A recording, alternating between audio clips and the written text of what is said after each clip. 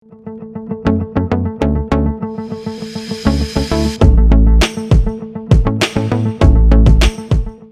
शुरू करें बेटा। Yes sir. तैयार है सभी? Yes sir. गर्मी भी बहुत ज्यादा हो रही है और सिलेबस भी बढ़ा दिया है। आपसे पहले वाले जो बच्चे थे उनमें सिलेबस कम था, अब आप में सिलेबस जो है वो बढ़ गया है, तो थोड़ा सा आपको ज्यादा अटेंटिव होकर समझना पड़ेगा। तो पढ़ने के लिए तैयार हैं? Yes sir. पक्का? Yes sir. सच में? Yes sir. Good morning everyone. Good morning sir. तो ये जो लेक्चर है बेटा, ये बेसिकली क्लास 12th के लिए है और आपकी जो फर्स्ट बुक है जिसका नाम है समकालीन विश्व राजनीति, उसका अध्याय 6 है। चलिए जल्दी से लिख लेंगे पहले अध्याय का नाम, अध्याय 6। और ये जो चैप्टर है ये आपके सीबीएसई के नए सिलेबस के अकॉर्डिंग हम डिस्कस कर रहे हैं। इसके प्रीवियस वीडियोस जो हैं वो आपको ऑलरेडी YouTube पर मिल जाएंगे, लेकिन यहाँ पर हम जो नए टॉपिक्स हैं जो कि 2023-24 का सिलेबस है उसके अकॉर्डिंग हम यहाँ पर चैप्टर को डिस्कस करेंगे। Is that clear all of you? Yes sir. चलिए पहले चैप्टर का नाम लिख लेंगे, पर्यावरण और प्राकृतिक संसाधन। पर्यावरण एवं प्राकृतिक संसाधन। अब देखिए, मैं हमेशा जैसा कि आपको हर लेक्चर में कहता हूं कि अगर आपको चैप्टर का नाम क्लियर है तो आपकी आधी से ज्यादा समस्या जो है वो क्या हो जाएगी, सॉर्ट आउट हो जाएगी, वो सॉल्व हो जाएगी। तो यहाँ पर भी हमें क्या करना है, पहले हमें चैप्टर के नेम पे वर्क करना है कि ये चैप्टर क्यों जरूरी है और हमें पढ़ना क्यों है, हमारे सिलेबस में इसकी क्या जरूरत रही, हमें क्यों इसको पढ़ना चाहिए। क्योंकि अगर ये कुछ बेसिक सवाल है, अगर हमें वो पता है तो हम आसानी से अपने इस चैप्टर को फिगर आउट कर सकते। तो जैसा कि आप छोटी क्लासेस में पढ़ते आए हैं कि जब भी हम बात करते हैं पर्यावरण की या कोई भी ऐसा शब्द जो आपको समझ नहीं आ रहा है तो आप उसका क्या कर देते हैं, संधि विच्छेद कर देते हैं। क्या कर देते हैं? संधि विच्छेद कर देते हैं, फिर आपको समझ आ जाता है। तो पर्यावरण को समझने के लिए भी हम क्या करेंगे, इसका संधि विच्छेद कर देते हैं। तो सबसे पहले क्या आ गया इसमें, परि। क्या आ गया? परि आ गया। और दूसरा क्या है, आवरण। दूसरा क्या है, आवरण। तो परि का मतलब होता है ऊपरी सतह। क्या होता है? ऊपरी सतह, यानी कि कोई ऐसी जगह जो ऊपर से कवर कर रखती है। क्लियर बेटा? और आवरण की बात करेंगे तो आवरण में क्या आता है, वनस्पति, साथ ही साथ लिखते चलेंगे, वनस्पति, जीव जंतु से घिरा हुआ, जीव जंतु से घिरा हुआ। तो इसी को हम क्या बोलेंगे, एक ऐसा स्थान जहां पर आपको क्या है, वनस्पति मिल रहे हैं, जीव जंतु मिल रहे हैं, तो उसी को हमने क्या कह दिया, पर्यावरण। क्लियर है बेटा? अब दूसरी चीज आती है प्राकृतिक संसाधन। अब भाई ये प्राकृतिक संसाधन क्या है, हमें ये भी पता होना चाहिए। अगर हमें पर्यावरण का तो पता लग गया, अब हमें क्या देखना है कि प्राकृतिक संसाधन किन्हें कहा गया है, प्राकृतिक संसाधन क्या होते हैं, उनके प्रकार क्या क्या। क्लियर है बेटा? तो देखिए, प्राकृतिक संसाधन की बात करेंगे तो प्राकृतिक संसाधन की बात करेंगे तो वो साधन या वो संसाधन जो कि मनुष्य के इस्तेमाल के लिए है और प्रकृति से प्राप्त है। लिख लेंगे इसे, प्रकृति से प्राप्त, प्रकृति से प्राप्त मनुष्य के उपयोग के लिए, मनुष्य के उपयोग के लिए। तो वो संसाधन जो कि प्रकृति से डायरेक्टली हमें मिल रहे हैं, सीधे तौर पर मिल रहे हैं, उसी को हमने क्या कह दिया है, प्राकृतिक संसाधन। क्लियर है बेटा? या तो कोई डाउट है? इसे कहा गया है प्राकृतिक संसाधन, वो संसाधन जो प्रकृति हमें देती है, डायरेक्ट देती है, और इसके लिए वो हमसे कुछ चार्ज नहीं करती। बात समझ में आ रही है? आपने सुना होगा दुनिया मतलब की जमाना पैसे का, लेकिन जो प्रकृति है वो हमें सब कुछ क्या देती है, फ्री में देती है। देखिए आपको पानी फ्री में मिलता है, हवा फ्री में मिलती है, फल फूल फ्री में मिलते हैं, बिजली पंखा, ये सब चीजें जो प्रकृति से मिल रही है वो सब क्या है आपकी फ्री में। अब यहाँ पर हम संसाधनों की बात करेंगे तो आप छोटी क्लासेस में 3 प्रकार के संसाधन ऑलरेडी पढ़कर आए। सबसे पहला प्राकृतिक संसाधन, दूसरा क्या है मानव निर्मित संसाधन, और तीसरा मानव खुद संसाधन। पढ़ा है ना आपने? तो मानव निर्मित का मतलब क्या है, जहां पर प्रकृति और मानव के द्वारा श्रम मिला दिया गया हो और उससे जो प्रोडक्ट बना उसे हमने क्या कहा, मानव निर्मित संसाधन। क्लियर है? देखिए आपके रूम में जो फैन चल रहा है ये क्या है, मानव निर्मित है। ये जो डेस्क है ये क्या है, मानव निर्मित है। ये जिससे फोन से हम रिकॉर्ड कर रहे हैं वो क्या है, मानव निर्मित है। ये ब्लैक बोर्ड क्या है, ब्लैक है, ग्रीन है, ग्रीन है। ये ग्रीन बोर्ड भी क्या है, मानव निर्मित। बात समझ में आ गई यहाँ तक? तो अब हमें चैप्टर में समझ आ गया कि भैया प्रकृति क्या है, पर्यावरण क्या है, प्राकृतिक संसाधन क्या है, और अब हमने कितने भागों में बांट सकते हैं। अब हम देखेंगे कि ये जो चैप्टर है इसे हमें पढ़ना क्यों है। क्वेश्चन मार्क यहाँ पर आता है कि वो क्या कारण है, वो क्या वजहें हैं जिनकी वजह से हमें इस चैप्टर को पढ़ना चाहिए, हमारे सिलेबस में से इंक्लूड किया गया। क्लियर है बेटा? चलिए अब लिखेंगे हेडर, समकालीन राजनीति में। चलिए इसे बैठा दो, लिखिए बेटा। Yes sir. अब इसमें जो सबसे पहला इंपॉर्टेंट फैक्टर है जो कि हमें डिस्कस करना है वो है कि आज के समय में, या मैं क्या कहूं वर्तमान समय में, लिख लीजिए, वर्तमान समय में पर्यावरण की चिंता क्यों। तो भाई वो क्या कारण है जिसकी वजह से आज हमें क्या करनी पड़ रही है, पर्यावरण की चिंता करनी पड़ रही है। क्योंकि इससे पहले तो हमने कभी भी जो है वो पर्यावरण की तरफ अपना रुझान किया नहीं। तो यहाँ पर हमारा जो नेक्स्ट हेडर है वो ये है कि वर्तमान समय में जो पर्यावरण है इसकी चिंता क्यों हो रही है। जैसा कि आपको पहले से ही पता है कि जब भी हमारे पास कोई समस्या होती है तभी हमें उसकी चिंता होती है, या फिर वो चीज हमारे पास कम हो रही हो तब हमें उसकी चिंता होती है। इसको मैं आपके पारिवारिक जीवन से जोड़कर समझाने का प्रयास करता हूँ, या फिर आपके फिजिकल बॉडी से समझाने का प्रयास करता हूँ। जैसे अभी मेरे हाथ में 5 उंगलियां हैं, मुझे किसी उंगली का महत्व समझ नहीं आ रहा क्योंकि ये सारा काम अपने आप फंक्शन कर रही है। लेकिन मान लेते हैं कि किसी कारणवश मेरा अंगूठा नहीं रहता है, फिर मुझे इस अंगूठे की इंपॉर्टेंट समझ आएगी। मैं चम्मच कैसे पकड़ूंगा, मैं फोन में स्क्रॉल कैसे करूंगा, टाइप कैसे करूंगा, बहुत सारी चीजें हैं जो हमें उस समय नहीं समझ आती। तो वैसे ही जैसे जैसे प्रकृति का ह्रास हुआ और अब मानव के जीवन पर आन पड़ी, किस पर आन पड़ी, मानव के जीवन पर आन पड़ी कि भैया अब अगर हमने पर्यावरण को नहीं बचाया, उस पर काम नहीं किया तो क्या हो सकता है, हमारा अपना जीवन भी खत्म हो सकता है, हमारा अपना जीवन भी समाप्त हो सकता है। इसीलिए अब हमें पर्यावरण की चिंता जो है वो करनी पड़ेगी। तो यहाँ पर हम पहले कुछ बेसिक पॉइंट्स हैं उनको देख लें, ठीक है ना। सबसे पहला पॉइंट क्या है यहाँ पर, कृषि योग्य भूमि में कमी। लिखते चलेंगे बेटा साथ साथ, कृषि योग्य भूमि में कमी। वर्तमान समय की बात करेंगे तो जो एग्रीकल्चर लैंड है, जो कृषि जिस पर की जा सकती है, जिस पर खेती की जा सकती है, उसकी दिन प्रतिदिन क्या होती जा रही है, कमी होती जा रही है। और वो कमी क्यों होती जा रही है उसे भी हम आगे डिस्कस करेंगे। दूसरा पॉइंट लिखेंगे, ओजोन परत में छेद।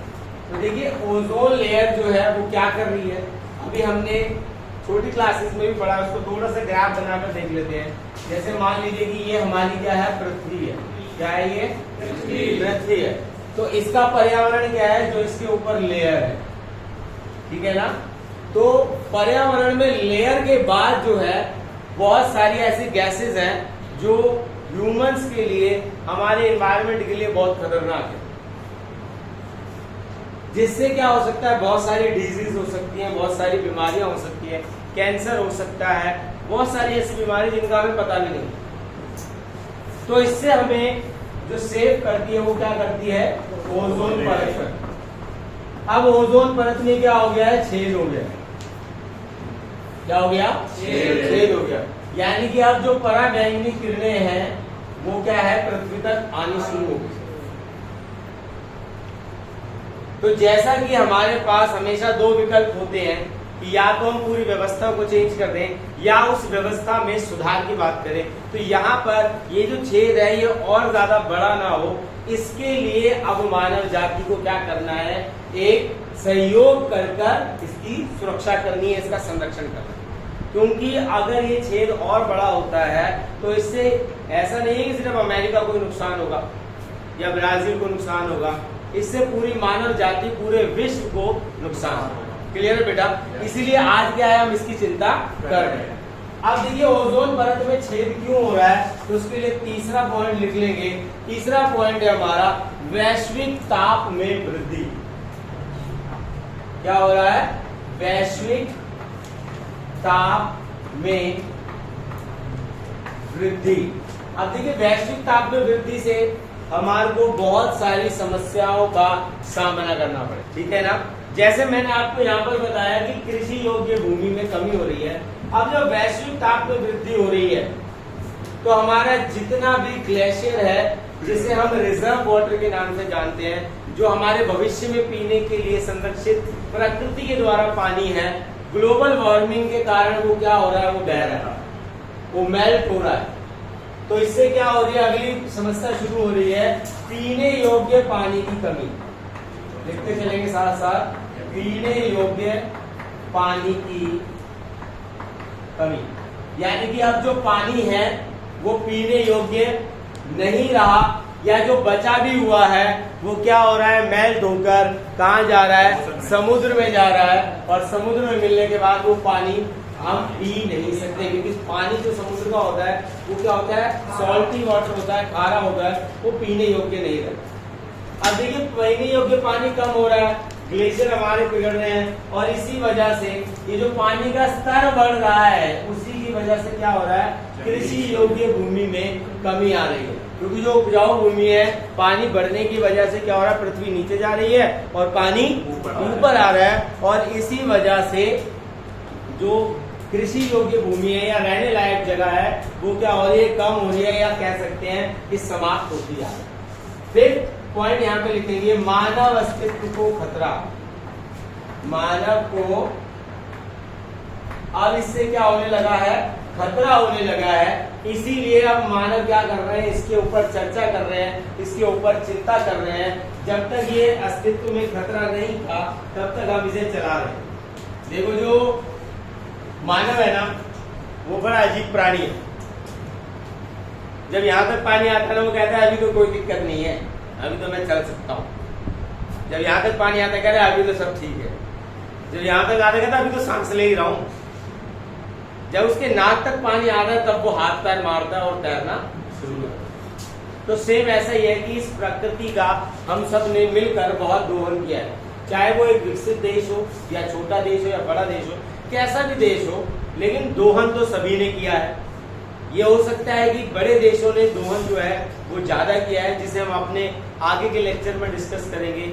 यहाँ पर हम एक और पॉइंट देख लेते हैं, और ये पॉइंट क्या है, आपका छठा पॉइंट, बढ़ता प्रदूषण। कि अब जो है वो प्रदूषण भी इतना बढ़ गया है कि मानव के रहने के लिए ये जो पृथ्वी है ये बची ही नहीं है। तो ये वो बेसिकली 6 कारण हैं। आप इनमें और सारे कारण भी मतलब ऐड कर सकते हो, लेकिन ये बेसिक 6 पॉइंट्स हैं जिसकी वजह से आज हमें पर्यावरण की चिंता करनी पड़ रही है। क्लियर बेटा यहाँ तक?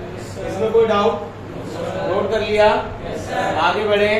चलिए, इसके बाद हम कुछ सम्मेलनों की बात करेंगे। तो यहाँ पर जो सम्मेलन है वो आपके डिस्प्ले पर शो हो जाएंगे, क्योंकि ये बहुत सारे सम्मेलन हैं। इन सभी को अगर हम करेंगे तो क्लास क्या हो जाएगी, बहुत ज्यादा लंबी हो जाएगी। तो ये आपको डिस्प्ले पर आ जाएंगे, या आप टेलीग्राम चैनल से ये पूरी की पूरी PDF जिससे मैं पढ़ाता हूँ, ये वहां से भी आप डाउनलोड कर सकते।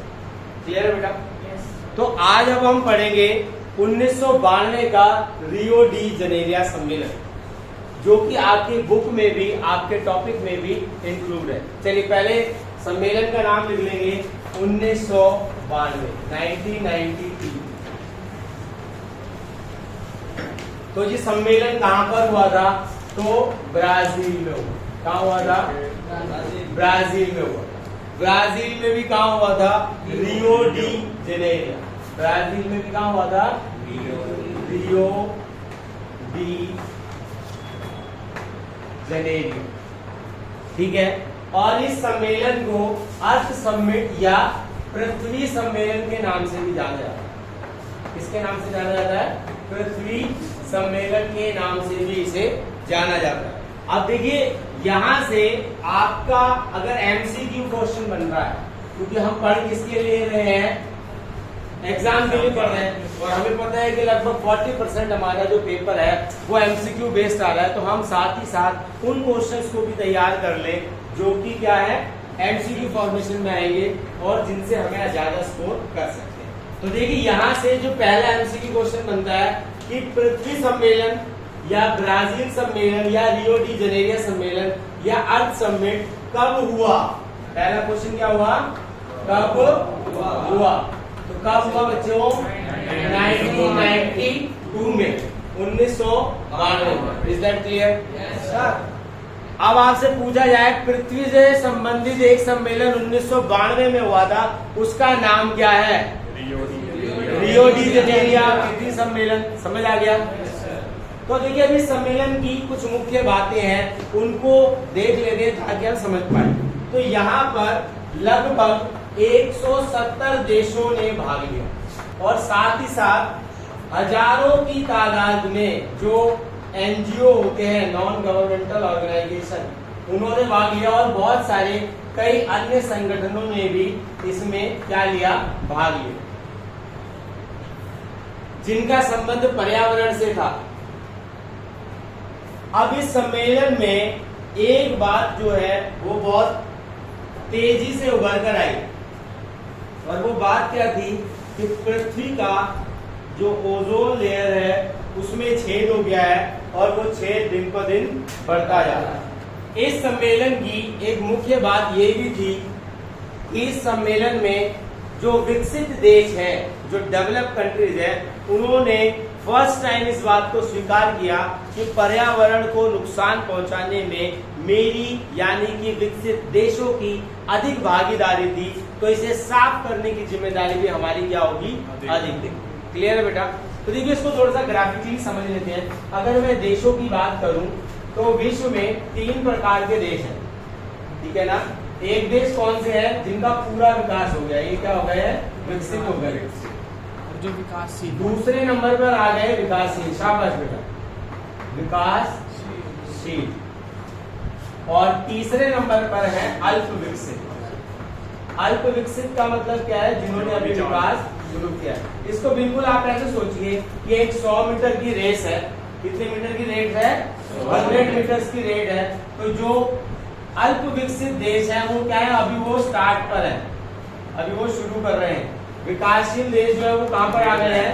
मिड में आ गए हैं। और जो विकसित देश है उन्होंने ये रेस फिनिश कर लिया। क्लियर है बेटा?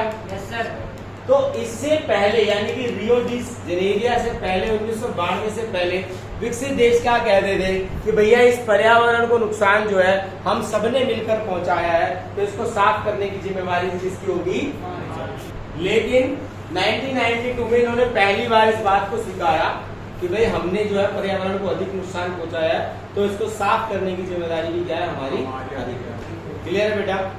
यहाँ तक कोई डाउट? No sir. देखिए रियो डी जेनेरियो में आपको सिर्फ इतना ही समझना। अगर आपसे पूछा जाए, क्वेश्चन आ रहा है कि पृथ्वी सम्मेलन पर एक संक्षिप्त नोट लिखें या पृथ्वी सम्मेलन की चर्चा करें या पृथ्वी सम्मेलन से आप क्या समझते हैं बताएं, तो आप क्या लिखेंगे? पहली लाइन आप लिखेंगे कि 1992 में ब्राजील में रियो डी जेनेरियो में एक समिट हुआ जिसे हम पृथ्वी सम्मेलन या अर्थ समिट के नाम से जानते हैं। पहली लाइन क्लियर हो गई।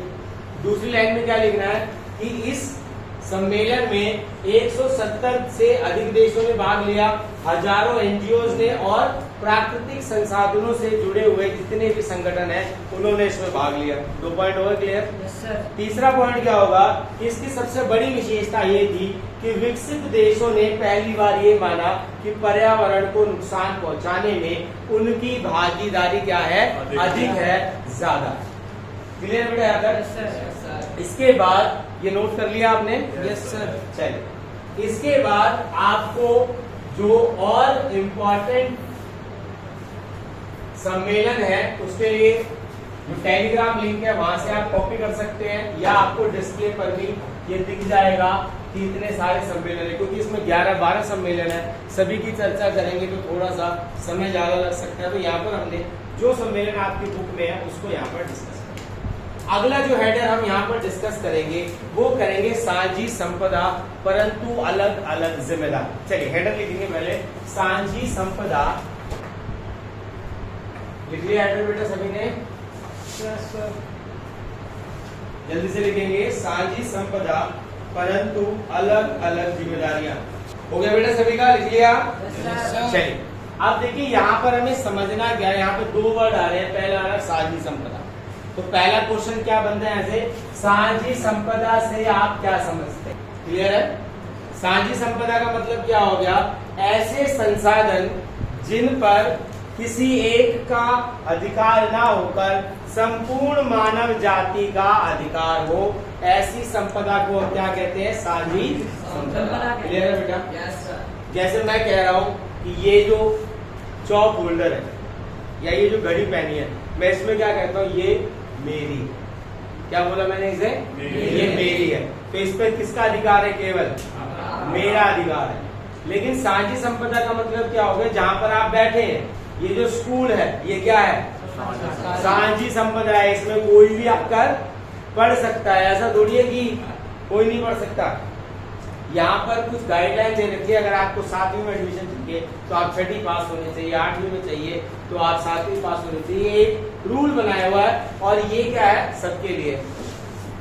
आप हवा का एग्जाम्पल दीजिए, कोई कह सकता है कि इतनी हवा मेरी है, तो ये भी क्या है, साझी संपदा। तो जितने भी हमारे प्राकृतिक संसाधन है वो सारे किसमें आ रहे हैं, साझी संपदा में आ रहे हैं। क्लियर है बेटा यहाँ पर?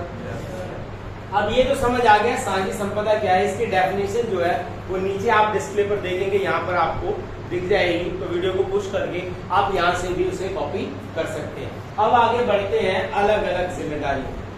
तो जैसा कि अभी हमने डिस्कस किया था कि विश्व में 3 प्रकार के देश हैं। सबसे पहले कौन से हैं, जल्दी बोलिए? दूसरे, तीसरे। तो अब इन तीनों देशों की कहानी जो है उसे एक थाली के नाम से समझते हैं। तो यहाँ पर देखिए मैंने एक परात बना दी, एक बहुत बड़ी परात, जिसमें खाना जो है वो 100% है। यहाँ पर अभी खाने की क्वांटिटी कितनी है, 100% खाना है।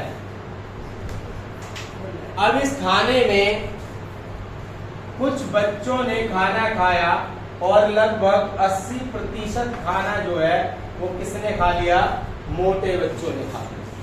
किसने खा लिया, मोटे बच्चों ने। मोटे बच्चों ने खा लिया। अब देखो खाने की चीजें खा लिया भाई, कोई बात नहीं। अब उसके बाद कितना खाना बच गया, 20%। 20 में से 15% खाना जो है वो नॉर्मल बच्चों ने खा लिया, मतलब समान बच्चों ने खा लिया। बचा कितना, 5%। और ये जो 5% खाना है ये कमजोर बच्चे खा। बात समझ में आ रही है? तो अब इनको आप देशों के हिसाब से समझ लीजिए। और ये जो खाना है ये प्राकृतिक संसाधन होगा। तो इस पूरे विश्व का 80% संसाधनों का इस्तेमाल किसने कर लिया, विकसित देशों ने। क्या कर लिया, विकसित देशों ने। विकसित देशों। 15% जो कर रहे हैं वो कौन है, विकासशील। और जो अभी बेचारे कमजोर है वो क्या है, अल्पविकसित। भाई चलो खाना सबने खा लिया, खत्म हो गया, डगार आ गई, पानी पी लिया। अब बारी आती है इस थाली को साफ करने की। तो विकसित देश क्या कहते हैं, थोड़े होशियार बनते हुए, थोड़े आपकी भाषा में कहूं तो शाने बनते हुए क्या कहते हैं कि भैया हम सब ने मिलकर खाया, हम सब मिलकर साफ करें।